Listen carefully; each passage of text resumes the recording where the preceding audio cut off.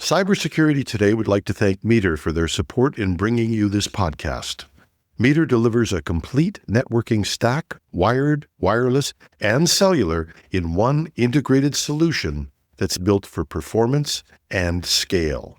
You can find them at meter.com/CST. I have a special show today. I want to look at what we can learn from the world of espionage and intelligence in terms of social engineering. Now, if you watched last week's show or listened to it, you have to see that we did a whole background on how espionage and cybersecurity are linked and how nation states act. So it was a great show. And if you missed it, I urge you to go back and dial it up because it was really pretty good, if I do say so myself. But and second of all, I've got to tell you, I've got to say, I've read a lot of studies and papers, and I think that they all come to the same conclusion that 90% of statistics given in tech shows are made up. No, it's not that bad, but it's not entirely true. But the reality is exact numbers, I think people would agree, are hard to come by. But there's been a growing realization that, and you could find people who say it's 40%, it's 90%, but that a major part of cyber attacks are either led by what we call social engineering, or it forms a significant part of the attack. We like to think in terms of technology that there's some real buzz kid and you see them on TV and they're type, and they get through all your defenses. In reality, that's a minor part of it. Most of it is done by how people who are very smart fool people who are also very smart.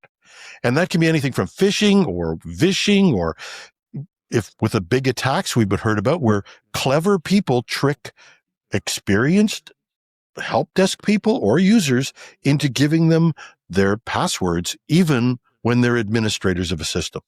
It might seem incredible, but it is. And the idea came up, and we were talking about after our last show, hey, let's talk about this in terms of intelligence, because there's a parallel there in terms of, I won't do the whole show in my introduction, but there's a parallel in terms of how intelligence works and how social engineering works. And I can't think of two better guys than Neil Bisson, who spent a lot of his career in intelligence, and he's with CSIS, the Canadian Security Intelligence Services, recently retired, but can't stop working. So he's got his own podcast now. Welcome, Neil. Thank you. Yeah, you're right. Can't stop doing the stuff I do when it comes to intelligence. It's just in my blood now. There you go. And David Shipley. Now, David might be best known in Canada and the US as the Monday morning newscaster and panelist, but he actually has a real day job, and that's leading Beauceron Security. And in that role, he's really, I think, become one of North America's experts in phishing and social engineering, and has done some of the best data collection in this area, and has access all anonymized. It's not, we want to make sure we always say that there's legit data, but been able to assemble probably one of the biggest data sets in terms of this area and understanding that. Welcome, David. Thank you so much. I'm excited to be part of this conversation. Yeah. So I want to start with this. Neil, recruit me. Okay. Because I think this is a big part of it, is a big part of a job of an intelligence officer is in finding clever idiots. Or useful, what do they call them? A useful idiot is definitely one of the things that we've all heard before when it comes to intelligence. Hopefully it's not just idiots that we're recruiting, but yeah. That's the sole promise that I'll come up to that level. But I'm sure you're going to surpass the idiot pretty easily, Jim. You strike me as a guy who's well beyond that. But and there's a perfect example of what a recruitment tactic is. I just gave you a compliment, I used your name, and I made you feel better about yourself, right? So Those are just things that automatically come off as, okay, maybe it's good to talk to this guy, Neil. He makes me feel good when I talk to him. So those are one of the examples of how social engineering kind of endears yourself into the person that you're trying to get closer to, find out more about, or potentially recruit. Because at the end of the day, when you work for a human or human intelligence organization, your job is to recruit sources, or in the States, they might call them agents or assets, depending on what intelligence organization you deal with. But yeah, that's your day to day. You want to get out there and you want to talk to people who have access to that information. You're looking for three things. Are they suitable to be someone who works in intelligence for you? Do they have access to the information that you want them to have access to? And what are their motivations? And those are basically, in a nutshell, what you're looking at when it comes to an intelligence recruitment. And where do you go to study this? Oh, I can't tell you. You have to kill me? No. What? To be honest with you, there's a lot of, it's interesting that intelligence organizations always feel like they're the big keeper of secrets, but there's a lot of information out there, open source information about social engineering, human sources, recruitment, intelligence activities. You'd be surprised how much you can find, because I do a weekly show for the Global Intelligence Weekly Wrap-Up, and I pull open source information about intelligence all the time. With my experience as an intelligence officer, I can use that open source information and I can give insights into maybe the story behind the story. But yeah, it's even universities. I offer a course at the University of Ottawa called The Psychology Behind Human Sources and Intelligence Collection. And that gives you a really good insight into how do intelligence organizations recruit people? Why do spies work for intelligence organizations?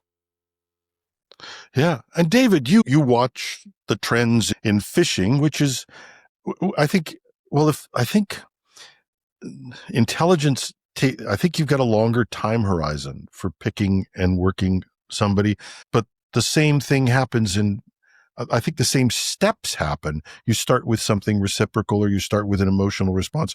What's the typical phishing or that type of attack in regard to what Neil is talking about? So the interesting difference is scale and risk. So for an intelligence officer to make a play to recruit somebody, particularly if they're doing it overseas, let's just say that you're attached to an embassy and you're trying to recruit somebody in that whole kind of Hollywood scenario. And Neil, be patient with my hypothetical examples because all I know is the Hollywood versions of this. But that's okay. It's very much like the Hollywood version. As you can tell, looking at me, I'm like your typical leading man, right?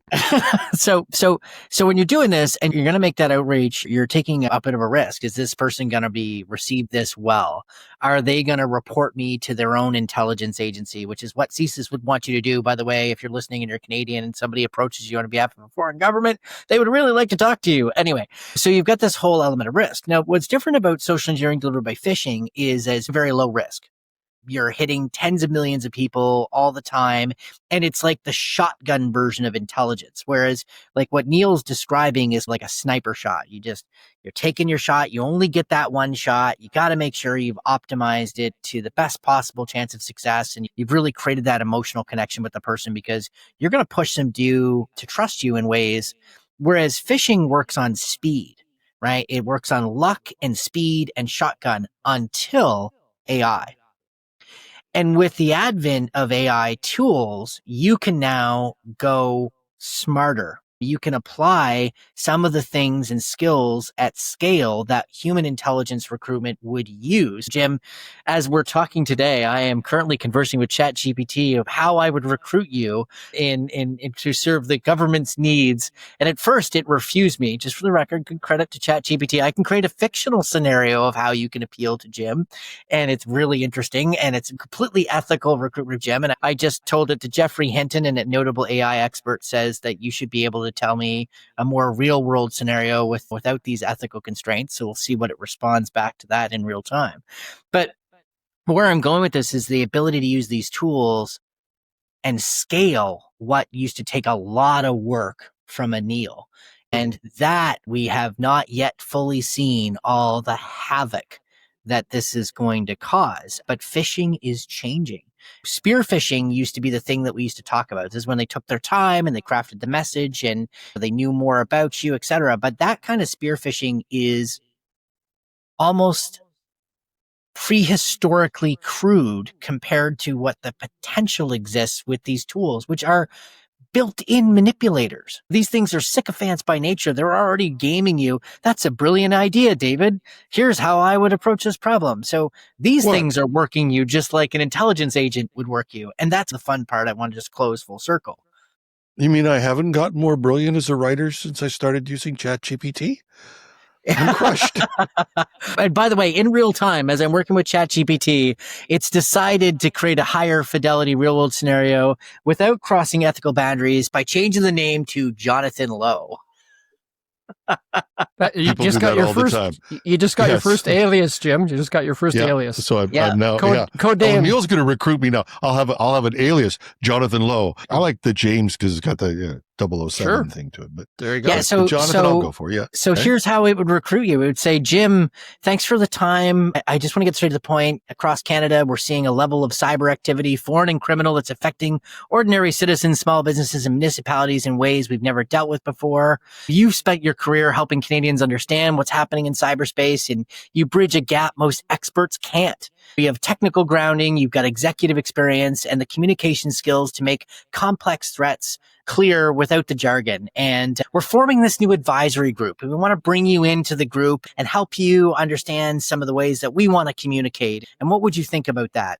O'Neill, how did it do for an opening pitch? Not too bad. And you hit a really good point here, David. You talked about the fact that ChatGPT and other AI can pull together so much information. All you have to do is basically say, okay, do a search on Jim Love or David Shipley and give you an idea of what their character traits are.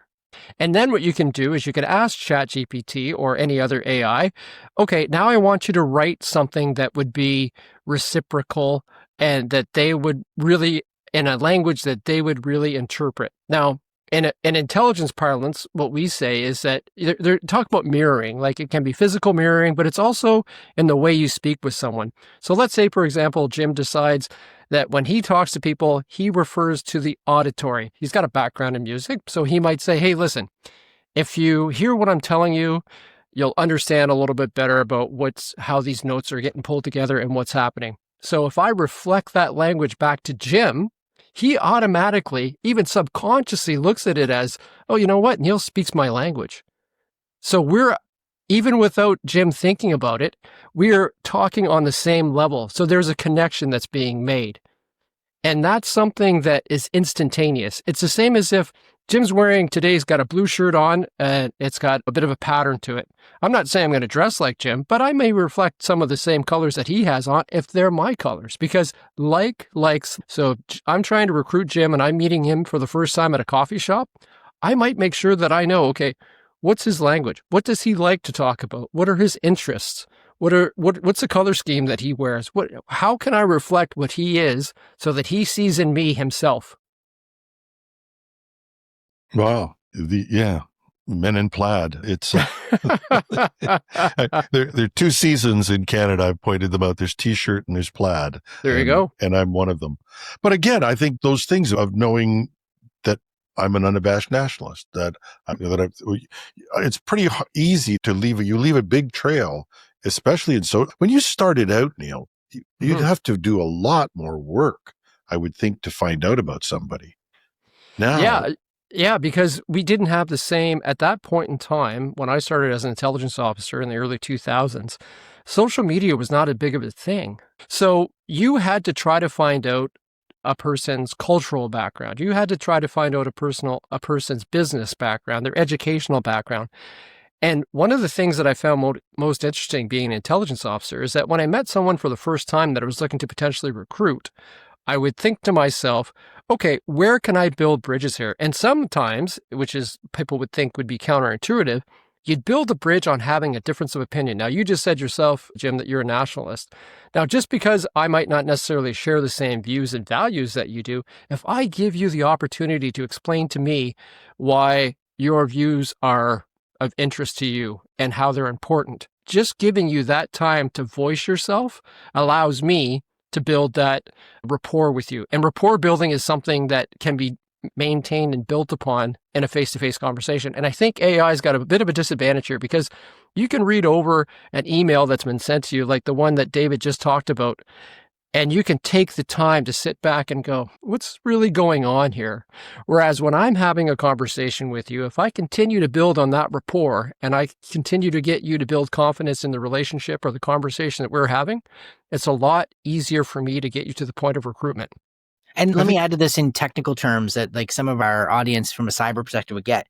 So with the human brain, if I can get you agreeing with me in a bunch of times in a conversation, and really good manipulators can listen for those opportunities and be like, what do you think of Thanksgiving dinner? And they'll be able to read you very quickly and be like, yeah, I love it too. And all of a sudden, what do you think about NASCAR? And you're like, no, I can see the person doesn't like it. No, yeah, I think NASCAR sucks too. And you're gradually building those moments of, oh, this person thinks like me. And what that is is the human brain equivalent of a buffer overflow. We're just going to keep hitting you with information, and eventually you're going to start letting more of it in from that side. And so there's a whole body of manipulation that works on that. It works really well, to Neil's point, in person, because it turns out 90% plus, to Jim's stats, are made up. This is a stat that I once heard from when I was being taught information and communication studies, so I'm going to go with it. But 90% of our communications is nonverbal. It's right now, for those watching the podcast, you're going to see I'm animated. My hands are moving. You can see eye contact. You can tell if a smile is genuine or not. There's a whole bunch of signals your brain processes. And those who know how to manipulate those processes do really well by getting you to do what they want. Yep. Yeah. And powerful and counterintuitive. And Neil, I was thinking about what you just said. It's so funny because when I say I'm a nationalist, I'm quite proud of my country. I just love it. I love traveling and I love seeing it. I've always have been. It's just been one of those things. But that sort of explains why when I meet people from other parts of the countries or regions that I meet in the US or internationally, and they love what they're doing, why I have such a rapport with them. It's so funny that you'd think one person really likes their country, the other person, they should disagree. That's actually a great building point. Are there other sort of non-obvious points that people use to I don't want to say manipulate it, to build a relationship with you? From an intelligence perspective, I always try to use the word persuade as opposed to manipulate, because persuasion gives you the interpretation that you're trying to get someone to do something that's beneficial for both parties, whereas manipulation gives you the interpretation that you're doing what's in the best interest of you and not the other person. So luckily, working for the Canadian Security Intelligence Service, I knew that there were certain rights and responsibilities that everyone that I spoke to had, and I had to be responsible to those rights and responsibilities as well. It was not my position to try to get someone to provide me information that would put them in jeopardy. It was my position, my job, to ensure that if I did talk to someone, that I ensured their safety. And that also builds on a relationship. When you're the person who's saying, listen, if we're going to continue this relationship, we're going to have to do this safely. I want to make sure that you're not in a situation where other people can identify what's happening, because we don't want you to end up being on the wrong end of a question or being involved with individuals who could hurt you. And when you're working internationally, that makes it even more difficult. I've had conversations with individuals who have worked for different governments, and I've been able to extend to them a level of safety that they felt that they would never get, so that they were willing to share that information with me. And we're talking obviously very highly classified, dangerous information that could lead to them either being imprisoned or worse. So when you have that level of relationship with someone, you become everything to them. They will tell you everything about their lives. They will tell you everything about what's happening, because there's such a level of trust. But you have to make sure that you're doing everything you possibly can to maintain that level of trust. So there's a lot of responsibility laying on your shoulders when you're doing this type of work. And Neil's describing, by the way, the ethical way to do this. There are lots of nation states that do not play by the same rules, and they will leverage tools that have existed since time immemorial to the recruitment and maintaining of relationships. And I think about, Jim, the ways in which AI can be now leveraged to generate compromat. And that's the fun of compromising material in the Russian kind of approach to it. But it's nothing now to think about. You spin up all of these bots. You're talking to lonely IT admins across North America. You're building relationships. You're using deep fake video now. Instead of you're just playing the romance scam angle, which the scam factory has been so good. You're an intelligence agency and you're building up all of those things. And you're able to even develop your models to the point where it knows how to smile just right. It's doing, everything's been analyzed and optimized at the kind of scale and speed that AI makes possible. And now you've got 1,000 IT admins across the United States who would all potentially hit the same rough targeted profile, and they're all willing to do anything for Lucy. And Lucy's just going to ask them, hey, it'd be great if you could do this. We all think that the great critical infrastructure compromise is going to just happen over the wires. And right now, because generally endpoint security, the state of critical, I should say edge device security, the state of critical infrastructure cyber that's the easy way to do it. But the day that we actually get our collective stuff together, remembering this is a family friendly podcast, so I'm going to use stuff instead of the other world, but the day we get our stuff together, actually improve critical infrastructure cybersecurity so it's not so trivially easy to come over the wire, this is how this is going to play out. It's just going to go back to the old playbook with AI being able to scale it. And so the challenge is that when we think about risk and cyber risk, we now have to think about things that intelligence agencies have had to worry about for a long time: emotional stability, financial stability, psychological stability for privileged access users. And this is going to be a god awful nightmare in the 2030s. Like, we're going to have to set up our security game in ways that makes HR want to cry and legal chew their nails off. But that's where this is going to go. The intelligence game is about to get commercialized at scale with social engineering, AI, and as we improve defenses in one area, this book has been written. There's an entire library available to intelligence agencies on how to do this book. They just don't need to go to the library right now because it's too easy just to send a phishing email, get the creds, be in, etc. But even if passwordless was the miracle silver bullet that we all thought about, even if we had the tech perfect way of closing down an external way of hacking into an organization, they just turn the dial up on this stuff. This is the next generation. I don't know if that makes sense, but off of my I think the next stage of this can be, I think, and I think you pointed out quite rightly, that a lot of the people who are out there don't have the same ethics as Neil or you or many of our intelligence officers, but the issue is they look just as friendly. And no, but I think even David, get somebody to get compromised or to be able to compromise them, you still have to get through past that first thing that they do for you. Absolutely. And I think that's it. Yeah. And I think the ability to run, like, it's not that much of a stretch. You've got an intelligence agency now using Anthropic and MCP tools to automate a whole bunch of these things, and they can run a million Lucies. And one person can scale this all out, and it can create those, becomes like a lead generation funnel to crudely steal from sales for human recruitment at scale. Hopefully I'm not teaching North Korea or Russia anything they haven't thought of. But I want to go back to this. So Neil, you've talked about some of the things for the introduction, the homework that you do. How do you get somebody to take that first action that goes against where a warning light should go off? I think that's the salient question. Is somewhere in their head there's going, I shouldn't do this. And you have to tell them you should. I'll equate it to a pen test, right? So when you're trying to find where your vulnerabilities are and the other person's defenses from a cyber perspective, you're looking to see what ports are open, right? Where can I get access? How can I figure this out? You're doing the same thing when you're trying to recruit someone. You're trying to figure out what their motivations are. So you may be to a point where you say to someone, okay, I work for this organization. It depends. If you're in a situation where you're undercover, you might not come out and say, I work for an intelligence organization or I work for a Canadian government. You might actually be saying, hey, listen, I work for such and such company, and I was just wondering are you guys going to be at that upcoming startup program that's happening overseas?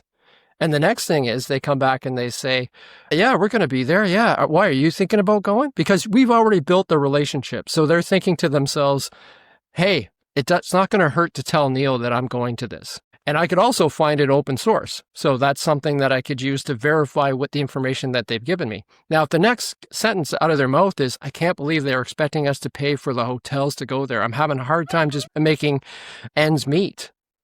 And then you're like, oh, okay, you know what? Hey, my company is actually looking to sponsor a couple other folks. I bet you I could get a little bit of extra cash. And maybe what I can do is take you out for dinner a couple of times, or at least cut back on some of these costs. So it doesn't look like a direct, here's some money, give me more information. And what I've done is I've also set up an opportunity for there to be another social interaction in which I can start talking about, so what'd you think about today's presentation? So you're building on it, but you're building on it slowly and consistently. Does that answer your question, Jim? Is that kind of... No, and the reciprocal piece of this. Back in the old days, I still remember one sales guy, and I have a particular love of Jacques Brel. And I mentioned this, and on my desk on the Monday morning was the complete works of Jacques Brel. and a note that says, I know you can't take gifts, but this was something I bought at a yard sale. Yes. But those are the types of things that you can, so you get to that point. Okay. Moved them one step further. You've gotten them to accept a hotel room that whatever your excuse. Or you augmented the cost. Yeah. How do you get them now? Again, we want to get them to do something they know they shouldn't do. Where do you go from there? Then you got to figure out, okay, so this person feels comfortable with being augmented financially. What are some of the other issues that they're dealing with? At what point, and they might be willing to give me this information for nothing. If I'm sitting down and I'm giving them my time, I'm giving them my attention. If I'm doing it subtly enough and I'm doing it correctly, they're going to give me the information that I want. It could be something as simple as, you know what? I didn't bring my charger. My phone just died. Is it possible for me to make a call on your phone? It's not long distance. I then use that individual's phone, but where I'm calling to is actually copying all of the IP information or whatever I can get from that phone at that time. So now we're talking about things that are happening clandestinely, and we're also talking about things that are happening voluntarily. Or you go to someone's house and you're like, hey, is it possible for me to get the Wi-Fi? Oh yeah, I can put you on the guest. Oh, it's not going. Do you have a copy of the, it's just transfer it to me. You can change it after I leave. So there are means and ways of doing this, but you just have to figure out what's going to work for that person. And as I said, it's got to be consistent and incremental. So that's why intelligence operations, it's like David was talking about too. You can do the spray and pray, and you just send everything out and you try to hope somebody comes back to you. But when you're dealing with an individual that you know can provide you that access to that information, it's got to be incremental and it's got to be consistent. It's the same way that people get hauled into cults, right? Like it's the playbooks are not that different.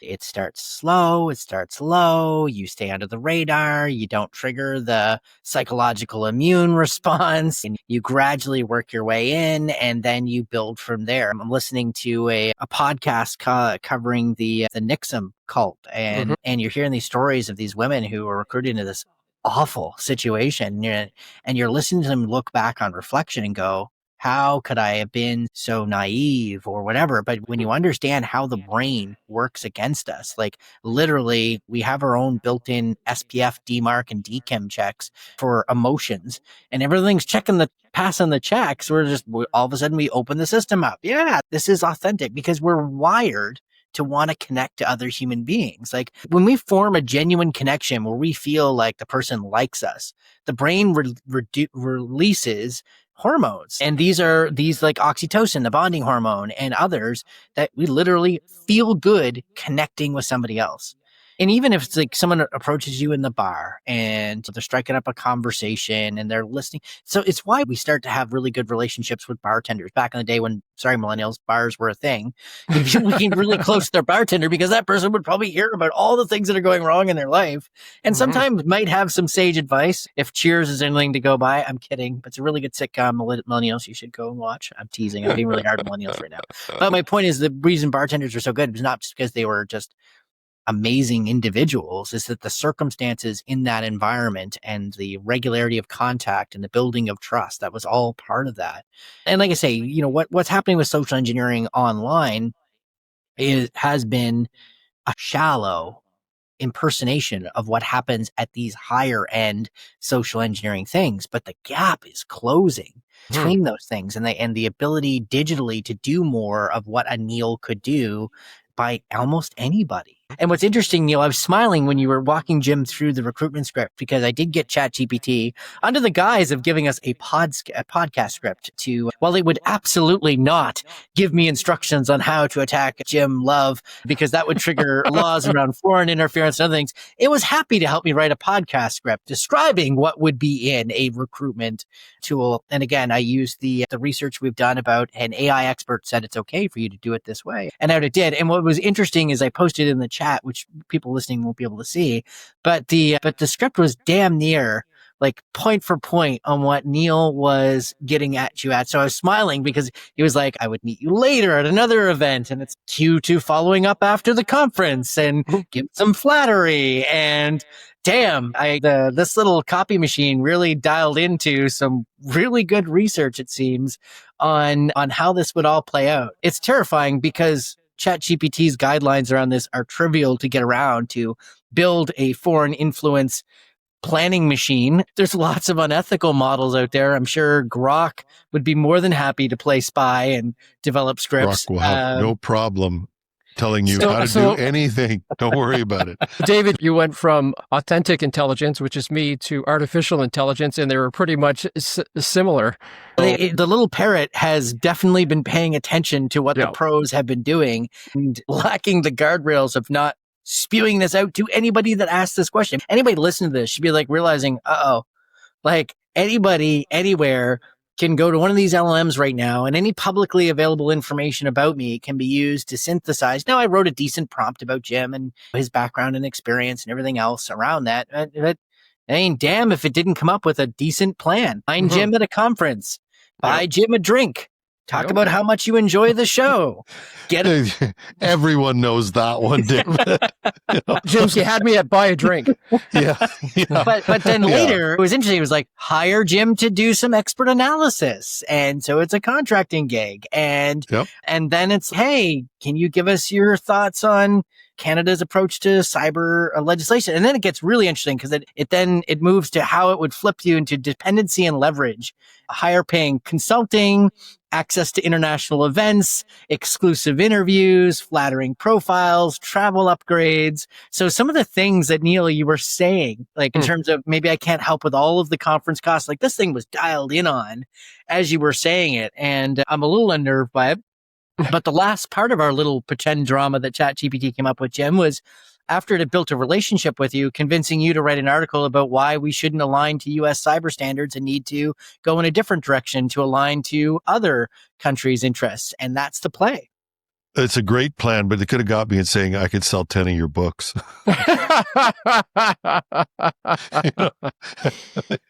If you get an email, Jim, from a Chinese IP that says, "Hey, I can help you sell some of your books," you got to be aware of the fact that you might be getting. Doesn't matter. I'm there. They got me. Ask for an autograph, and I'll give you the secrets to Canada's cybersecurity. In all honesty, as we're thinking about the threat models heading into the next decade, right? We saw really good examples of during the pandemic, Russian gangs starting to think about recruitment of individuals to deploy malware. So there's a famous case where a Tesla employee was approached. They were going to give him the USB key to actually infect the factory. The recruitment did not go well. The individual went straight to law enforcement. So, hey man, here's what's going on. So great win for law enforcement on that side. But that was the start. It's the early days of this. Companies are going to have to start thinking about countering influence strategies this level as years go by. It's inevitable. Those approaches are continually evolving too, right? Like we look at it from the perspective of, we laid it out as an A, B, C, D kind of scenario and how easily you should be able to pick up on these things. But like you talked about, David, these are becoming more and more evolved. So that subtleness that I was talking about is now being incorporated. I just recently did a Global Intelligence Weekly wrap-up episode where I talked about sex spies invading Silicon Valley because they had been saying that Russian and Chinese sponsored agents are basically getting themselves involved in romantic relationships with individuals out of Silicon Valley. Now, the problem with that is you take that emotional aspect of it and you tell someone and you say, hey, listen, that person you've been spending a lot of time with might actually not be interested in you romantically. They want to get access to our stuff. That hits someone where they live. Like the individual who was involved in these types of they call it the sexploitation or sexpionage, she had said that there's a minimum of at least 7 opportunities to interact with that individual before they even attempt to get to the romantic side of things. So it's getting to the point where even on the AI side of things, even on the smishing and the phishing and all the other things, it's not just, hey, would you like to be a part of this organization? We think you're awesome. And someone just says, yeah, okay, that sounds good. No, it's that subtle and consistent that is happening. And intelligence organizations, state, non-state, corporate espionage, they're picking up on this. So the only thing that can be done In the cyber side, when you're dealing with intellectual property, when you're dealing with companies, you have to have someone who knows how this works, explain it so that people can pick up on it. Much like you talked about with the Tesla guy, I wasn't going to put this USB key in because I knew what was going to happen. Yep. You have to have that same conversation on the emotional, on the going to conferences, all those types of things. And the interesting thing is, so go ahead, Jim. I was going to say, I would suspect that these guys just move too fast. I take the premise that almost everybody could be turned.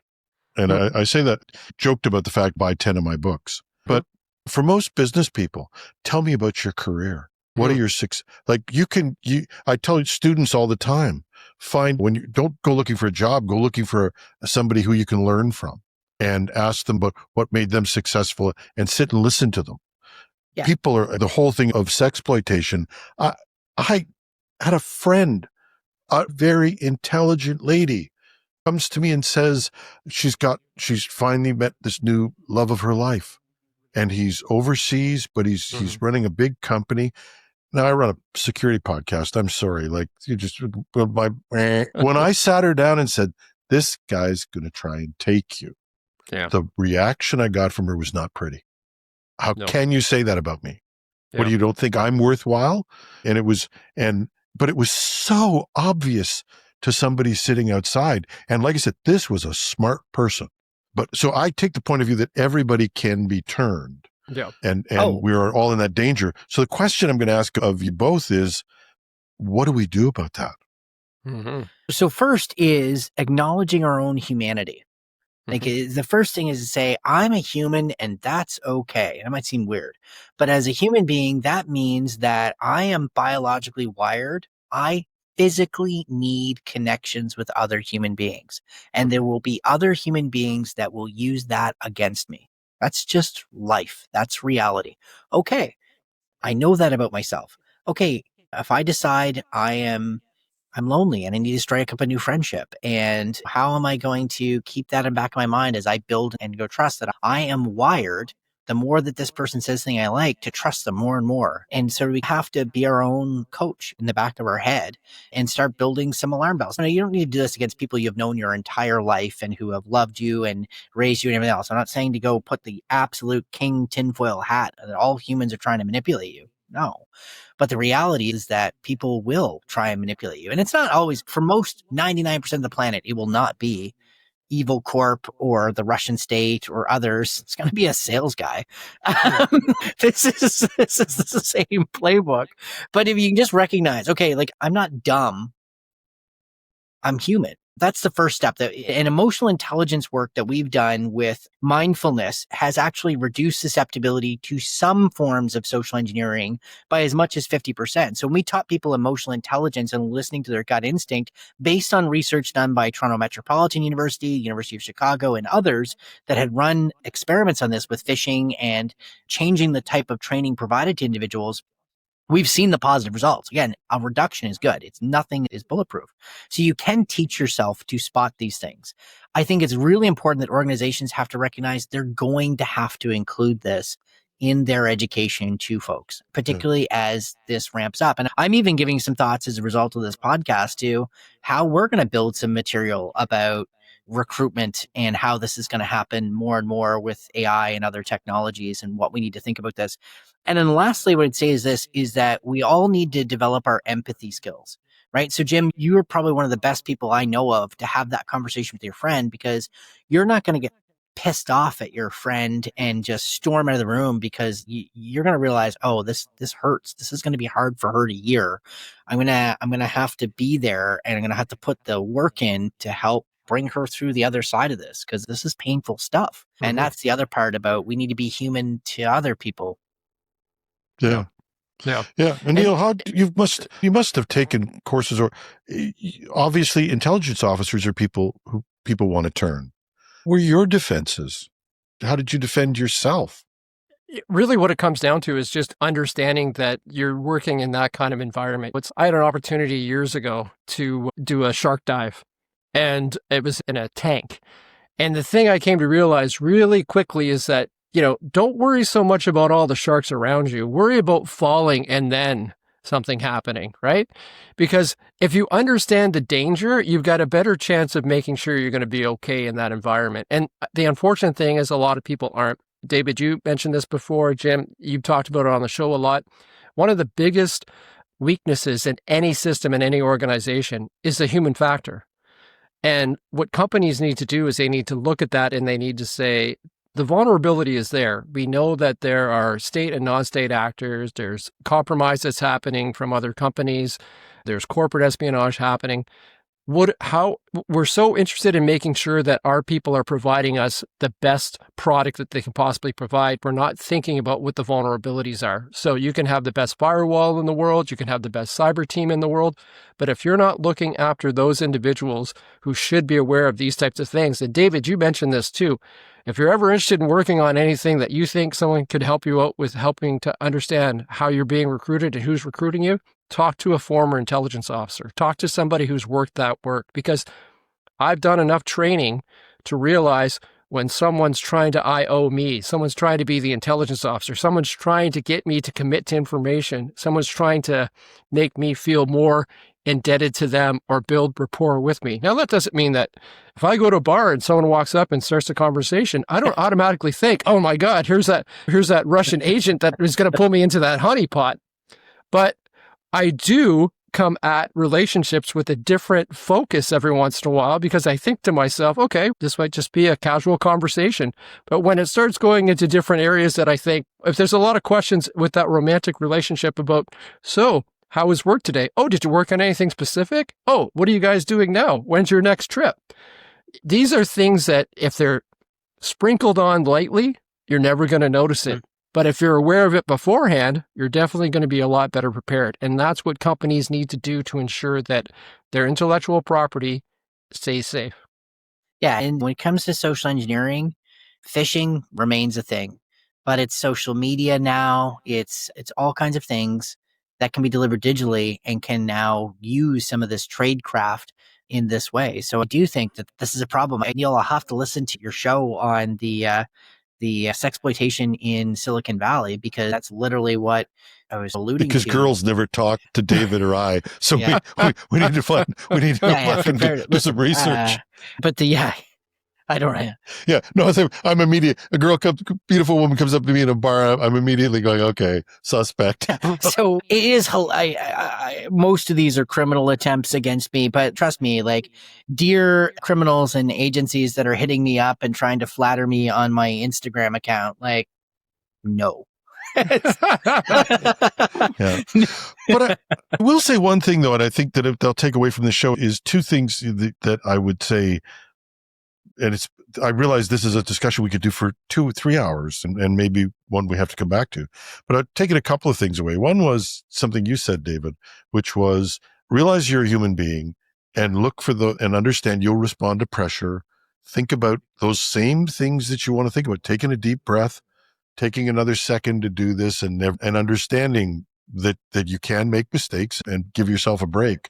The other one, I think this building rapport piece, and we've joked about it in there, the old Groucho Marx line of, I don't want to belong to a club that wants me for a member, but that's not true. We all want to belong. Something we're all seeking that. The third thing that I think came out of this that I thought, and somebody said this to me, that I do it accidentally. I've told people, I sat down people when I talked to people and how we went through the rest of this conversation, I tell people, I've been hacked. I've been fooled. Yeah. Yep. So this is not a moral thing. I'm just saying we're all in this together. And I've got some experiences. I know if I can be beat, you can be beat. Let's work from that point of view instead of this. And I think we accidentally do this as cybersecurity professionals. And I think it's deadly is we don't build rapport. No, that's a problem. If we don't build rapport, we can't positively influence the population. Did I get that right, guys? Yeah, I think you're 100%. Yeah. And I think you have to look at it too from the perspective of you're trying to do something that comes from not a place of judgment, but a place of information. And if you get people to buy in from that level, what they understand, because Exactly what you said, Jim. When you're the person who says, hey, listen, I'm a cybersecurity expert and I've been hacked. I'm an intelligence officer, and I'm sure there's been times when I've been fooled by somebody else. And sometimes it's the right combination. Maybe there's someone who's called up and said, hey, listen, your mom needs $100 in gift cards or she's going to go to jail. And you're like, because of that emotion, maybe the connection that you have with your mother, you're thinking to yourself, okay, I'm just going to do this. That's what they're looking for. And that's how they're targeted. There are people every day that are being targeted, and it doesn't make them stupid. It just means that the people that are targeting them are just that good. So the more they know going into these types of situations, the better off they are. And that's what I think, like David was talking about, this is the type of training that needs to be provided. It's not a judgmental thing, like, how could you have ever fallen for that? It's more, hey, be aware, they're getting really good at doing this. And I'll leave with this, is that lead with empathy and information, right? Those are your toolkits. And then every IT and cybersecurity professional that's responsible for protecting their team, as we'd say at Beauceron, watching out for your pack, you need to read Robert Cialdini's book Influence and understand the 12 principles of persuasion, because you'll become really good at spotting when AI is trying to do it to you and when other humans are trying to do it to you. As G.I. Joe used to say, because I am Cybersecurity Today's culture critic, knowledge is half the battle. And superior firepower is the other half. There's always that. Gentlemen, thank you so much. This has been great. And maybe we'll come back to this. And again, I'm going to leave this out for the audience, because I've realized in an hour, there's only so much you can talk about, and there may be more that we should come back to the show for. So I'm going to ask the audience out there to help me and build some rapport with me. Send me some questions. Send me some notes. Send me some ideas or things you'd like to dive into deeper on this topic, or tell us that this topic sucks and you don't want to do anything. Either one's good with me. But you can reach me at technewsday.com and or .ca. Take your pick. Either one works. Go to the contact us form and send us your questions. Neil Bisson, former intelligence officer, David Shipley, head of Beauceron Securities. Thank you, gentlemen, so much. And to everybody out there, have a great weekend. Thanks for having me on. Take care. Cheers. Once again, we'd like to thank Meter for their support in bringing you this podcast. Meter delivers full-stack networking infrastructure, wired, wireless, and cellular to leading enterprises. And working with their partners, Meter designs, deploys, and manages everything required to get performant, reliable, and secure connectivity in a space. They design the hardware, the firmware, build the software, manage deployments, and run support. It's a single integrated solution that scales from branch offices, warehouses, and large campuses all the way to data centers. You can book a demo at meter.com/CST. That's METER.com/CST. I'm your host, Jim Love. Thanks for listening.